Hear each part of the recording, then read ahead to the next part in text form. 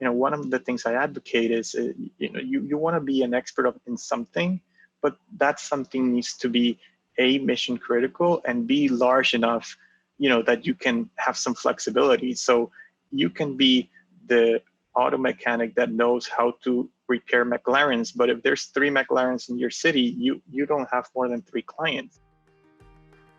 Caution. Listening to this podcast may motivate you to make positive changes in your life, identify ways to accelerate your career trajectory, and develop a path towards financial freedom.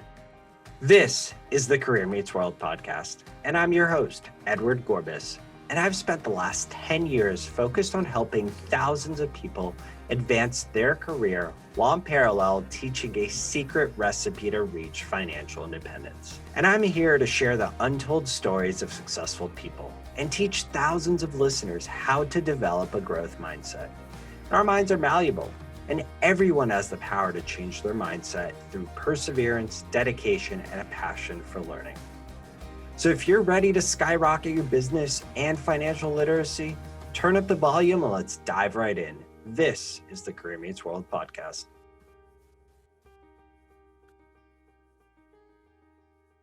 Welcome back, podcast family. You know what time it is.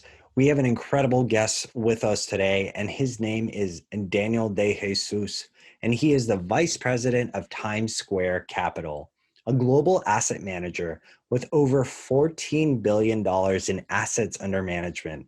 And in his current role, he's responsible for investing recommendations across emerging markets for all of the firm's products. And prior to joining TimesSquare, Daniel was the head of research and CEO of DPM Capital, where he sourced equity investment ideas on a global basis and helped manage the trading and portfolio risk functions of the firm. And prior to that, Daniel worked at Millennium Management, where he was the lead analyst for a portfolio of Latin American and Southern European equities. Daniel started his career at JP Morgan as an associate in the Latin American derivatives structuring group, focusing on helping corporations use derivatives for risk management purposes. He graduated summa cum laude from the Wharton School at the University of Pennsylvania with a Bachelor of Science in economics and a concentration in finance and statistics, and he's currently a member of the CFA Institute. More interestingly, he's also fluent in Spanish and Portuguese. Super excited to chat with Daniel today. Welcome to the show, Daniel. It is so good to have you on.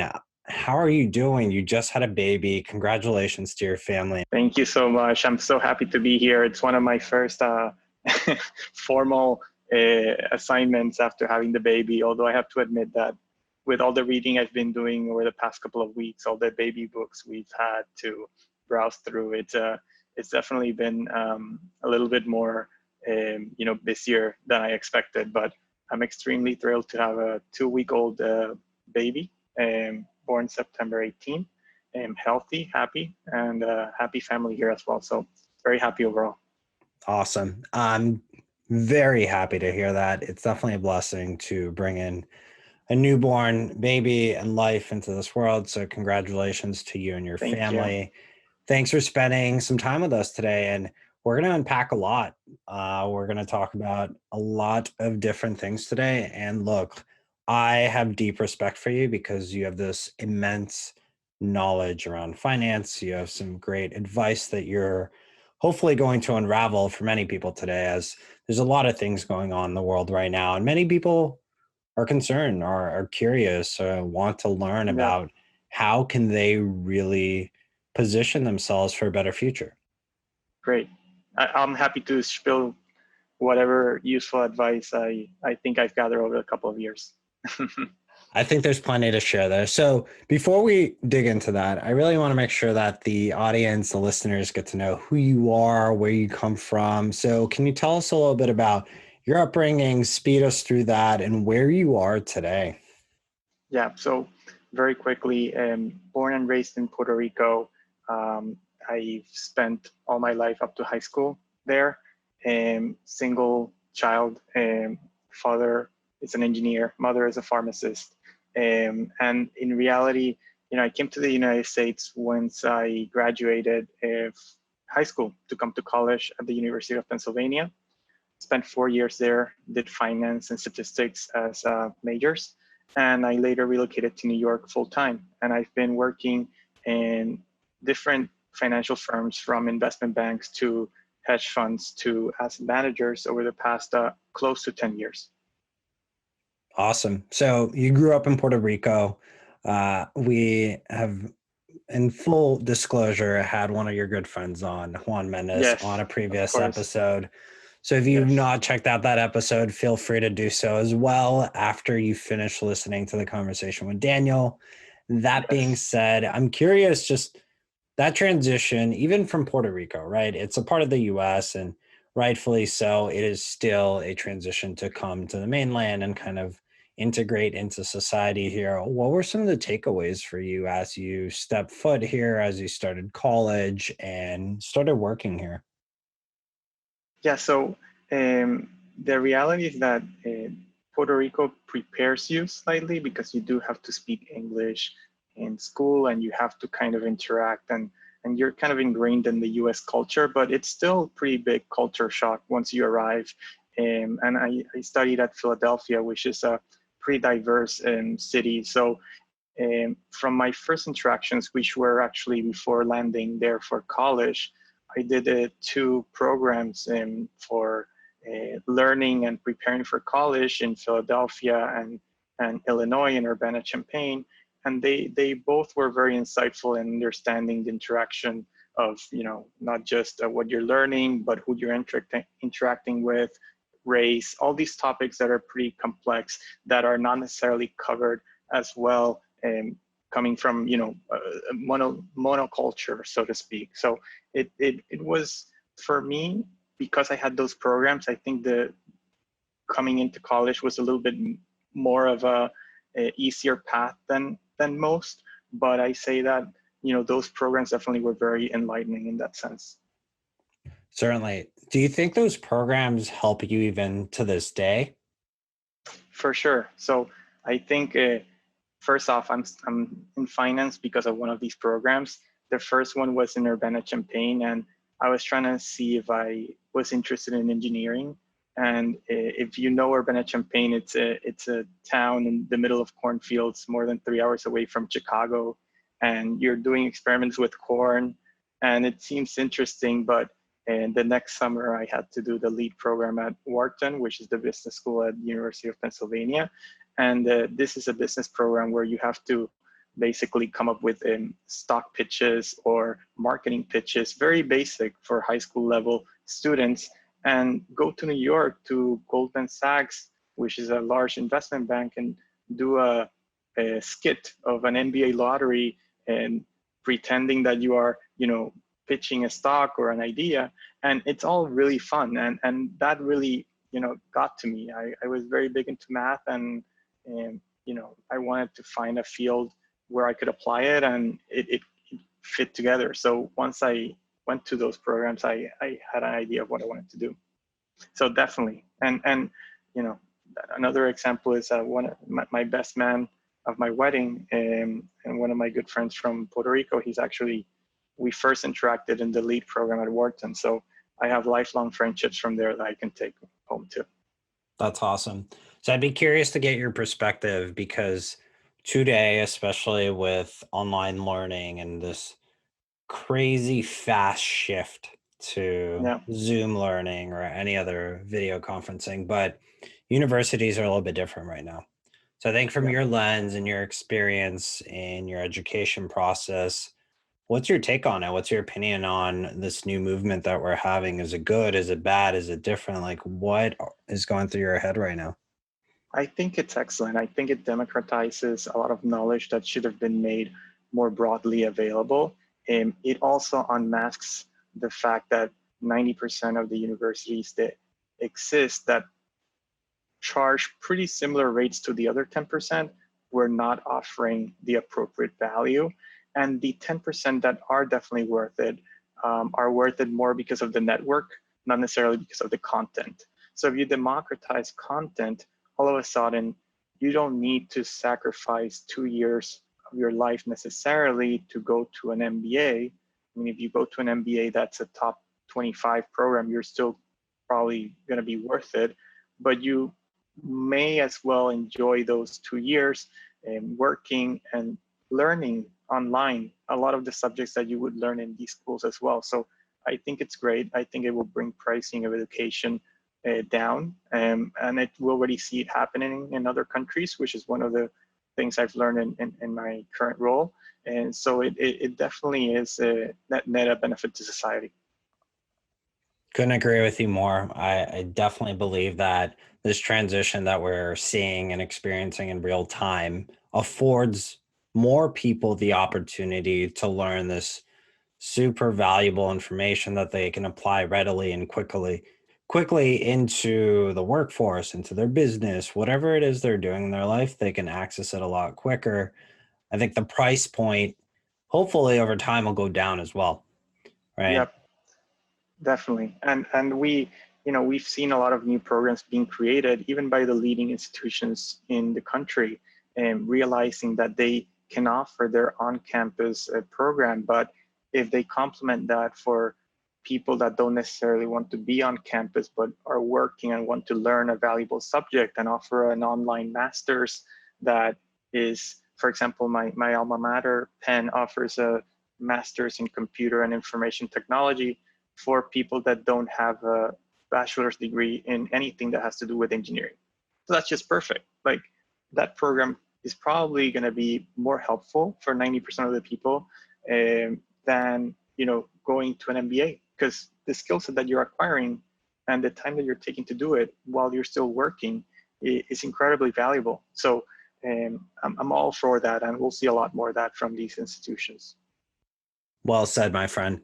And I'm also interested in understanding that, look, for you, I know that learning is a lifelong event, right? You're constantly trying to improve yourself. Right now, obviously, you're reading some baby books, but in general, you're constantly working on bettering yourself and putting yourself and your family in a much better position.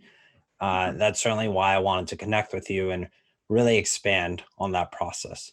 And I know Sure. that post-college, you kind of quickly ran into the finance world. You're doing great things today on the capital management front. And I think there's a lot there for us to discuss. Can you talk at a high level a little bit about what you're doing today? What does your role entail? And how do you get into that field? Sure. So currently I work at an asset manager called TimesSquare Capital. And in that firm, I basically am in charge of recommending investments in specific area. My area of expertise is what I call emerging markets, excluding Asia, and more expert in Latin America, but certainly knowledgeable in other markets such as various countries in Africa and Eastern Europe. So it's a very exciting job. I've had other experiences prior to this that have built up my resume to prepare me for this opportunity. But it's one that I've enjoyed so far quite a bit. It definitely involves a lot of traveling, a lot of on-the-ground due diligence, and a lot of working knowledge of many different topics, because it's not very sector specific. I get to meet with the car manufacturer in Mexico, and next day I'm meeting with the technology company in Brazil. So it's quite varied in that sense. So there's two things that I want to learn a little bit more about, and I'm sure a lot of people are curious, because one, how do you get into asset management? And then the second part is, we'll dig into it in a second, but there's so much value in international work experience. And obviously it's a little bit different today, and I'm sure the world will go back to some semblance of normalcy.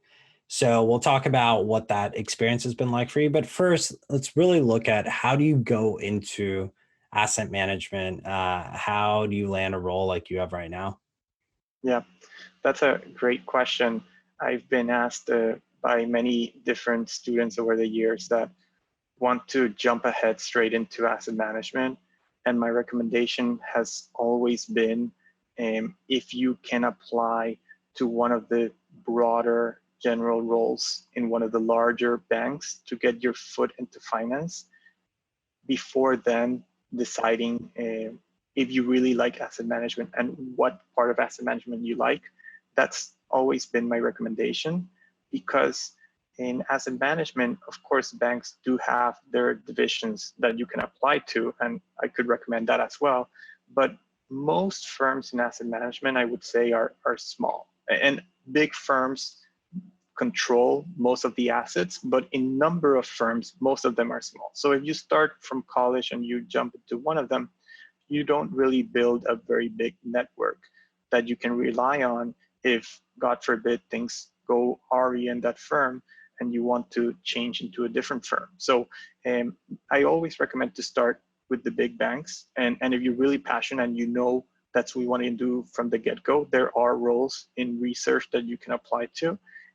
But most importantly is to keep an open mind with regards to where you start.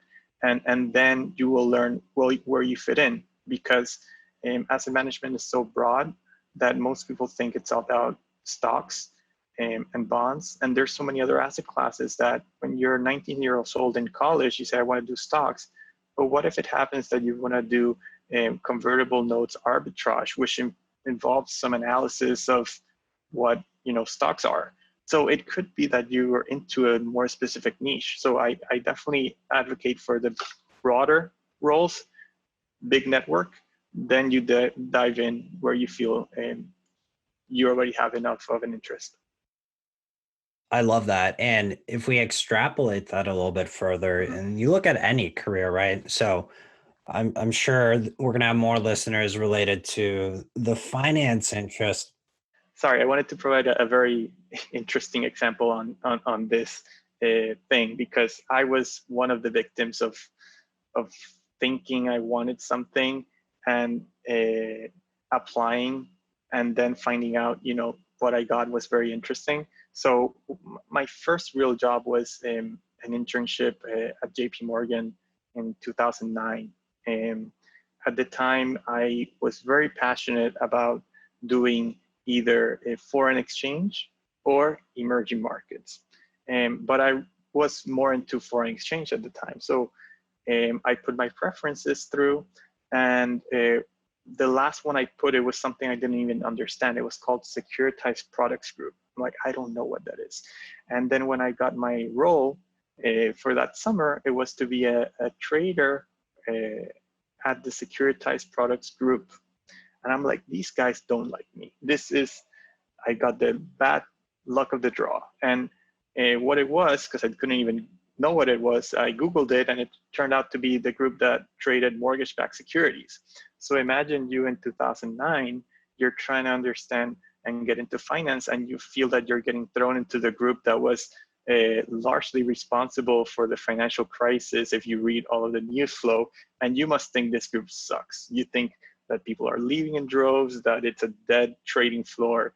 And the interesting thing is that when I arrived, and this is one of the important lessons, is where there's a lot of crisis, there's a lot of opportunity. So these markets were extremely illiquid, and these markets were extremely lacked price discovery, which for a trading outfit means there's a lot of money to be made. So the funny thing is that at the beginning of this summer, everyone's like, poor you. By the end of the summer, all the kids that were at the other desk were trying to get a job at this one, right?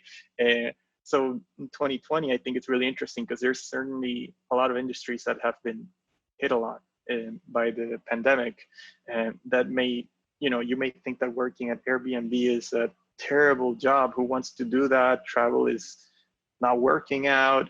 But in reality, and obviously, in particular, a lot of these companies have had a lot of layoffs, but in reality, once a company goes through these layoffs, they're pretty lean and they're ready to hire again pretty quickly. And those people that get through the door once the crisis has passed, I've seen that they've been very successful. So anyways, just wanted to throw that in there, because you don't want to zero yourself into a particular opportunity at the beginning.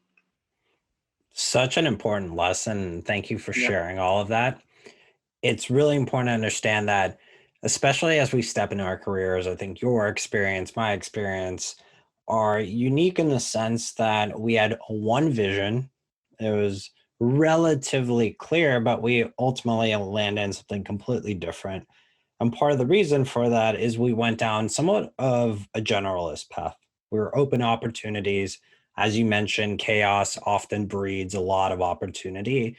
And this year has been another example of that, right? Your experience in 2008 led you to where you are today, or at least it led you on a path.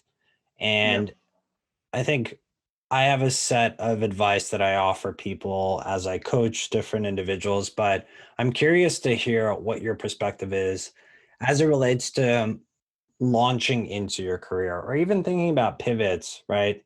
Yeah. There are things that we believe we want to do, or there is a perception of where we might want to go.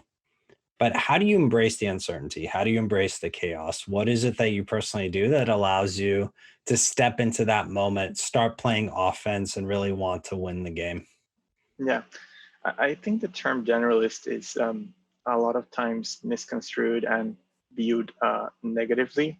I think people that are quite intellectually curious will naturally want to learn as much as possible from as many areas of knowledge that they can expand on. And for me, it's been the case. You do need to have one underlying string that ties all your opportunities, kind of.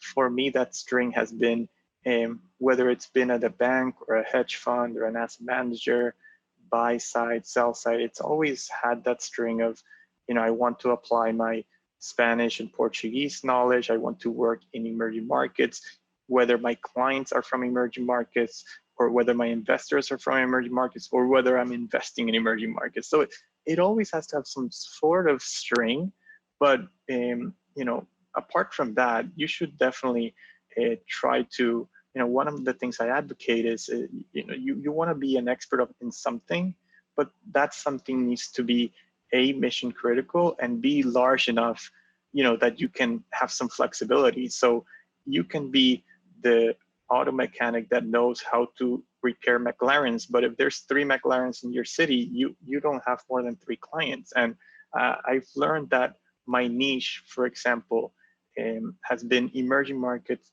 excluding Asia. I could say that I cover Asia, but I don't speak Korean. I don't speak Mandarin. A lot of the companies that report in these countries don't even translate into English.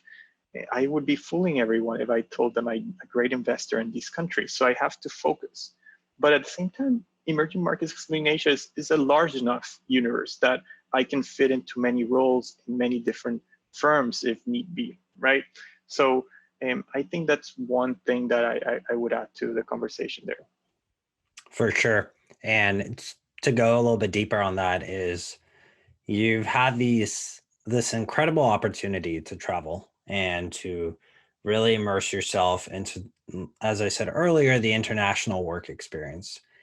And look, as America gets more diverse, as the world gets more diverse, or at least even more integrated in the workplace, and we're continuously trending through that.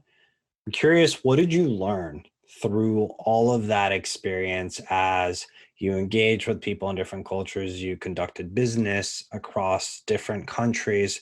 What were some of your biggest takeaways? Sure. So with regards to traveling internationally, I think it's been it started since I was at JP Morgan, and there's no substitute for it. When they say that business travel will not come back, I know it won't come back in the full form, but there's certainly certain elements that will remain pretty strong. I will not be able to understand um, the Brazilian investments we have without speaking to the taxi driver in Brasilia or in Sao Paulo. And I will not be able to understand what the products are if I'm not there, because certain products are copycats of US products, but a lot of them are pretty unique. And to this day, we have someone in the team that covers Asia, and he understands, the Alibaba products and the Tencent products, which, have wallets that can be used for many different transactions. He knows them better than me because he downloads the app and travels with it to China. And it's really important to complement your knowledge. And I would say that as an investor, there's certainly been it's been both ways, meaning I do have some experience working with developed markets, and a lot of these best business models are inherited and brought to emerging markets, and vice versa. So the the international experience, I think it's a prerequisite to having a very full-fledged investment, what should I call it, investment knowledge, so that you can apply to your ideas. I love that. And look, we don't know what the world's going to look like going forward, what flavor of business travel we're going to have. So a lot of your experiences from the past were extremely valuable to where you are today. What's your take and perspective on how to get that type of deep exposure and knowledge moving forward, right? Like, how do you conduct business right now as an asset manager without stepping foot on the ground, or as you said, not being able to interact with that taxi driver and really getting a flavor for what is happening and how they feel, how that impacts your potential investment? Yeah. So I think the impact of technology can't be understated. It used to be that you would be an analyst in technology, or you would be an analyst in financials, or you would be an analyst in utilities. And right now, I feel that that's such a misrepresentation. Technology firms impact industrial sector, financial sector, utility sector. There's no way to getting around technology. You can't silo yourself and say, well, I know everything and I don't care about the impacts of technology. So the best that we can do, and for me, that I'm already, I guess, mid level through my career, it would be to kind of keep learning, reading these books that kind of show you the impact of technology, how these companies were started, and what are the next big things, whether it's artificial intelligence, and how it impacts your particular sectors. I think that's the best way to stay, as a relevant analyst, and not ignore the latest trends. So, look, we have a lot of people who are probably extremely fascinated by your ability to manage assets and investments at a large scale. And I know that personal finance is near and dear to your heart as well as it is to me. And I want to make sure that we can extract and share some of that wisdom that you personally have. And if we kind of flip the script a little bit and look at it from the lens of individual investment. Yeah. How do you look at this world? How do you personally invest? And what are some of your biggest tips and tricks for the end of 2020 and really thinking about the next 3, 5, 10 years? Yeah, I think I want to start by saying the basics, which probably other guests of yours have mentioned, which is you can't really start investing with your own after-tax savings before you pay down, your expensive debt. And expensive, I will generally define as right now anything with an interest rate that's double digit or high single digit, right? If you have a mortgage that's at 3%, that I would probably say that's not expensive. So start by paying off that expensive debt, and then obviously allocate as much possible to all the pre-tax savings that you can do, like 401ks and IRAs.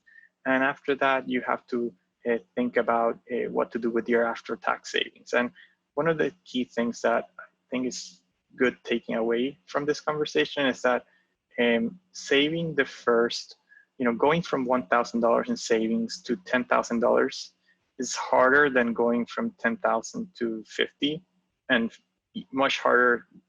And 10 to 50 is harder than going from 50 to 100, meaning it gets easier over time, not necessarily because it's easier to invest, but A, you've already have the discipline in starting to save. B, you've seen the money compound. C, you're probably making more money 2 or 3 years down the road than now. So you're gonna wake up one day and say, wow, how did I arrive at that amount of money? And it started with a very small amount. And that is just about consistency. And I guess if I have to think, well, how do I start investing that money? Well, I have very, very simple piece of advice, and unfortunately, it's not going to be a simple solution. And there is no substitute to doing your own due diligence on whatever you invest. By that, I mean, there's a lot of solutions that are advertised as very simple, put $500 a month here and let your money compound, but you still have to analyze those alternatives with each other. There's a lot of robo-advisors that have different product offerings that they all sound like they're the same, but they're not. So I think I would definitely encourage people to research them and start contributing money to those those funds that they feel comfortable. And otherwise, if you go the extra mile, you can start investing in your own alternatives, right, as well. Hey there, listeners. I just wanted to pop in and let you know that as a part of Career Meets World, I am now taking on exclusive one-on-one clients who are hungry leaders or entrepreneurs and want to learn how to succeed under immense pressure. I believe that being an effective business leader is equal parts understanding your subconscious and developing and executing a personalized growth plan. These two aspects continually build upon each other, and my coaching practice is designed to amplify your confidence levels and provide you a toolkit to thrive in any situation. Career Meets World is the ultimate achievement partner, and we support our clients with an always-on approach. So if you're ready to unleash your wildest leadership potential and take control of your success, find Career Meets World or me personally, Edward Gorbis, on LinkedIn and shoot me a short message about your goals with the title, Let's Start. And now it's time to get back to today's episode. So I appreciate you bringing up the fact that, first of all, it's important to build a budget for yourself and understand basic savings, paying off debts. Mm-hmm. And then you're able to start making investments. So that process is incredibly important.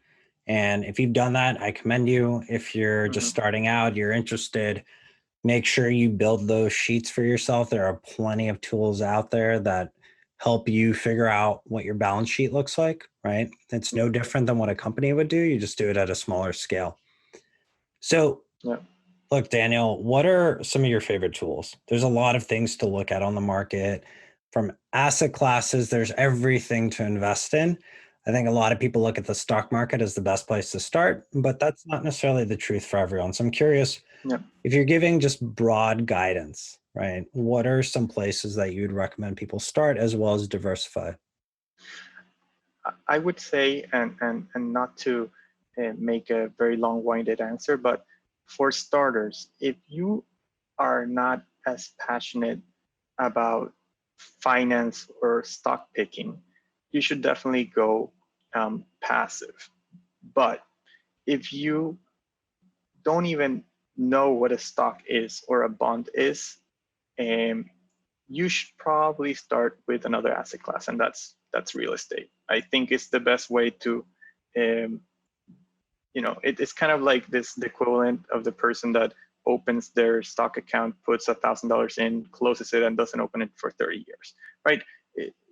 Fortunately for a lot of people, and for most of us, there's a lot of cognitive biases, and real estate prices don't go up and down by the minute. They technically do, but you don't see it or feel it because you're not tracking the house that was bought next to yours 6 months from now, etc. So you don't necessarily feel it, but it's the same impact. You want to start with that kind of asset class and compound on it. But if you have a minimal interest on finance, on which I guess a lot of your guests would be because they're listening to this podcast, you definitely want to start building, your net worth, so to speak. So I, for one, use personal capital, and I look at my, all of my slate of investments, my mortgage, my credit card debt, and I analyze it on a, pretty recurring basis, but I don't act on it, meaning I like to not open the account when the stocks are going down or anything. So because I'm not interested in acting on this, and I'm not interested in putting a specific number of I'm worth this or that. I'm interested in seeing how it compounds over time. And that's what keeps me engaged in these sort of applications. So I definitely use that. And for budgeting, I am not familiar with all the applications out there. I'm sure there's a lot of great ones. I still rely on an old Excel spreadsheet that I did 5 years ago and that I update. I download stuff and I classify them. So that's probably not the most efficient, but there's a lot of other tools that you can probably use for budgeting as well. Awesome. So, look, you had hit on something that's really important to understand. There's a fundamental difference between active and passive investing. Mm-hmm. The ultimate goal is still massive compound interest. I think it's fairly well known fact that the stock market on average goes up about 10% a year. Obviously, that's not a consistent number, but I think decade over decade, it literally is 10% every single year. So that being said, how does one even approach whether or not they should be a passive or active investor? And what would be your recommendation about just understanding your risk tolerance? Yeah, and I may contradict myself versus the last answer when I said passive, but I have a pretty strong opinion, maybe because I'm biased and I'm on the industry. There is no such thing as passive. And let me give you an example. Robo advisor number one recommends a portfolio of 80% stocks, 20% bonds. The robo advisor number two gives you the same recommendation.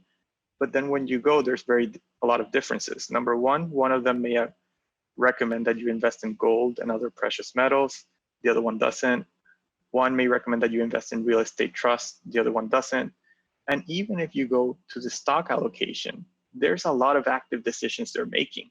So one robo-advisor that I'll leave anonymous because I was a client and I'm not anymore, they decided that they want to allocate stocks and they want to do it by focusing on value stocks, because they make this argument that value stocks outperform growth stocks over time. And they've done it, I don't know, a 30-year correlation. Well, in 2020, the Russell 1000 Growth Index, which is the largest 1,000 companies by market capitalization, that index is up 24%. And the Russell 1000 value is down 12. So if a company is selling you, we're giving you the market return, but I'm putting the money into value stocks, you're making an active choice. You did an analysis, but it still doesn't exclude the fact that it's a pretty active choice to focus on value stocks. And there's another robo-advisor, I don't want to keep it too long, but that says, well, instead of investing in the market by the weights, meaning if Amazon has 1,000 times the weight of the stock of Dell, I'm going to put more weight in Amazon than Dell. They decide I'm going to put an equal weight on each sector, right? Which is another view, right? You're saying that over time, keeping a portfolio where each sector has the same weight is better than a portfolio where a few sectors are 40% of what you invest in. And that again has been pretty wrong. So obviously because of the pandemic, the bigger have gotten much bigger, especially if they're in technology. So I'm not for or against. I think you have to do your own due diligence. If you look at robo-advisors and there's sites that compare them, there's some that are minus 2% for the year. There's some that are up 10 and they're selling the same product. So that's why I'm saying there's nothing that means 100% passive. So you need to do the work. Otherwise, as I said, there's other asset classes where if you don't care as much about finance, you can probably do as well. For sure. Always do your homework. And yep. not all robo-advisors are created equal. So whether it's the more common ones like Wealthfront or Betterment, obviously that's the branded ones that everyone knows, but there are so many other ways to quote unquote passively invest. I think both Daniel and I would recommend do your homework, do your due diligence, understand your risk tolerance, understand how much you want to invest. And it's okay to get advice, right? There are so many financial advisors, and I think you hit this spot on, which is so many people aren't genuinely interested in finance, and that's okay. Yeah, that's perfectly fine. Right. So understanding the importance of building wealth and giving yourself more opportunities in the future, because I truly believe that money gives you options. It gives Yep. you options for where to live, the lifestyle you want to lead, the future you want to provide your kids, if you want to have kids, or what you want to do later in life. Money gives you options, but it takes time to build that, and compound interest will get you there. So I Yep. appreciate your insight. Look, Daniel, I want to make sure that people really get to know you. And we're going Sure. to have a little bit of fun. And as always, with all of our guests, we want to make sure that we put them through the hot seat and Okay. ask them Perfect. some fun-filled questions. So, Daniel, are you ready to answer a couple of questions that are made just for you? For sure. All right, let's Let's do get to it. this. Let's do a fun one first. Daniel, if you could only use one emoji for the rest of the time, which one would it be? Oof. I kind of want to say the one that I don't want to sound too pessimistic or anything, but the one that the face is kind of like a little bit of a smirk. Uh, Kind of like I use that a lot of times when I'm trying to like tease people or kind of get to the bottom of what's happening, and it's the one that I'm like one of the most familiar with. But yeah. I love that. It's a little bit of a reflection of 2020 as well. So, Yeah. next question for you is, look, you're reading a lot of books right now, and especially related to Yeah. raising kids. But outside of that, what are, let's say, your top three favorite books to read? Sure. So I would start with one on organizational psychology. So Adam Grant is a professor at Wharton, and give and take is one of my favorite books in terms of learning, understanding the types of people that you have in the workplace or outside the workplace, and how to best interact. So I think that's a great book. And the other books that I like to read are more in biographies and sort of like understanding what makes some companies great. And I think Shoe Dog from Phil Knight, the story of how Nike was kind of like started, is a great book to kind of understand how great organizations are made, and how great the organizations are made by one person with one big desire. And another book that's related to that, I think if you read the biography of Sam Walton from Walmart, Made in America, it's a pretty old book, but it to this day, Walmart remains one of the great retailers. And people say, well, why does Walmart continue to do so well? There's so many ways that they could have messed up over the years, even with the rise of e-commerce. How is it now that they're also so big in e-commerce? And you go to a book that's 30 years old and you understand how that guy started that company, and you understand how the rules that he set still permeate through the organization. So it's great to kind of read those books. So right now I'm reading or starting to read the book on Netflix that Reed Hastings, I think, just came out with. And so I try to keep up to speed with these ones to kind of understand why some companies simply outperform. There's so much powerful wisdom in all those books that I think we can extract and insert into our lives as well. So I think whether you're reading about Walmart or a company like Netflix that have mastered their pie of the world, I think that's incredible that you're following that, you've implemented some of those things into your life. So look, one final question for you. Sure. If you were to teach one class at Wharton, your alma mater, what would be the title of that class and why? That's an interesting one.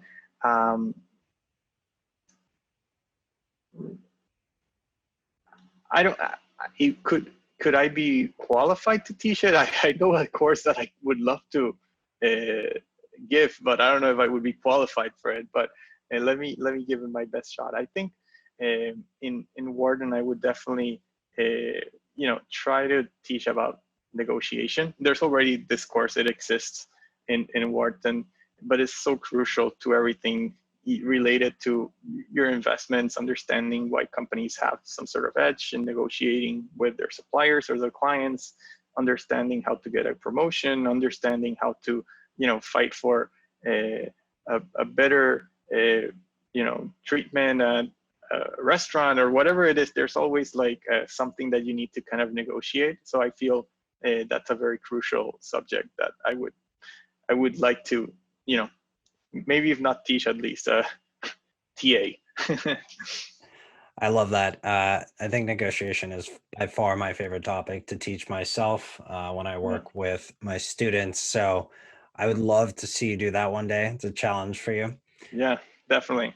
And before we let you off the hook, I think, Daniel, you have so much to share with people. You are a charismatic guy who has done all the right things in terms of working hard, learning consistently, and putting himself in a place of opportunity. So what is the best way for people to get in touch with you if they want to connect?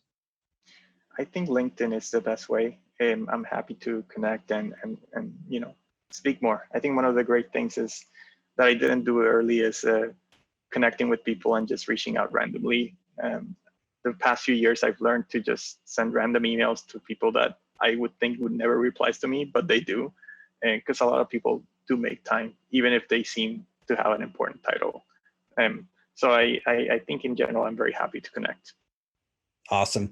So if you want to connect with Daniel, make sure to reach out to him on LinkedIn, reference the Career Meets World podcast, and I'm sure he'll get back to you in a decent manner of time. But with that being said, Daniel, again, I love chatting with you. You have so much knowledge as it relates to finance and just in general business. So thank you for spending time with us today and sharing all of that. I look forward to seeing what's next for you. And again, congratulations to your family. Thank you so much. And as we always say at Career Meets World, go unleash your wildest potential. Thank you so much, Daniel. Excellent. Thank you so much. Hey, thanks so much for listening to the Career Meets World podcast. I would love to get to meet you. There are a couple of ways we can connect. You know I love my LinkedIn. Simply search for Career Meets World or Edward Gorbis and feel free to connect. Second is via Instagram at Career Meets World. And third is through our website. I have a special spot for you full of fun, free resources. All you have to do is go to careermeetsworld.com, subscribe to our newsletter, and we'll provide you the free resources to help you boost your career and reach financial freedom. And if this podcast was helpful to you in any way, please consider rating and reviewing this podcast on Apple Podcasts. This helps us help more people. Simply tap the rate with 5 stars and leave a sentence with what you liked about the podcast.